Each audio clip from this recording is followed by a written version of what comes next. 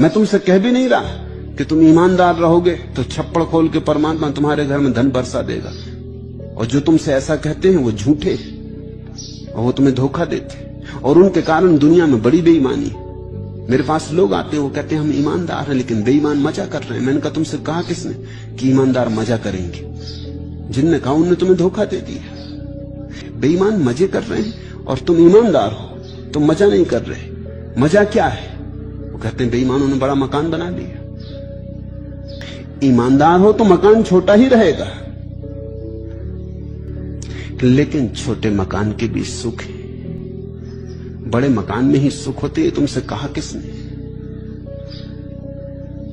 तुमने बड़े मकान में रहते आदमी को सुखी देखा? मुश्किल से देखोगे। बहुत धन में सुख होता है, ऐसा तुमसे कहा किसने? बड़े से बड़े सम्राट को सुख की नींद आती, बड़े से बड़े धनी को शांति है, चैन है नहीं। लेकिन तुम बाहर का रखरखाव देखते हो, तुम्हारा दिल भी तो इन्हीं चीजों पर है कि मकान तो हमारे पास भी बड़ा हो, कार हमारे पास भी बड़ी हो, धन का अंबार लगे।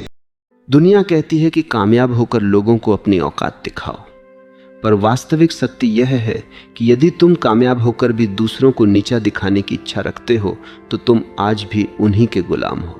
असली बदलाव वह नहीं जो दुनिया को दिखे, असली बदलाव वो है जो तुम्हारे भीतर शांति पैदा कर दे। खुद को बदलने का मतलब महंगे कपड़े पहनना या ऊंची आवाज में बोलना नहीं है। खुद को बदलने का अर्थ है इतना सामर्थ्यवान बन जाना कि तुम्हें किसी की गवाही की जरूरत न पड़े। अपनी आदतों को ऐसी भट्टी में झोंक दो जहां तुम्हारा आलस्य, तुम्हारा डर और तुम्हारी मोह माया जलकर भस्म हो जाए। जब तुम भी से कटकर अपने एकांत में खुद को गढ़ते हो, तब तुम केवल एक सफल व्यक्ति नहीं बल्कि एक शक्ति बन जाते हो। लोग तुमसे मिलने को क्यों तरसेंगे? क्योंकि तुम वह बन चुके हो जिसे खरीदा नहीं जा सकता। तुम वह बन चुके हो जो किसी की चापलूसी नहीं करता। तुम्हारी आंखों में वह चमक होगी जो केवल सत्य और कठिन परिश्रम से आती है।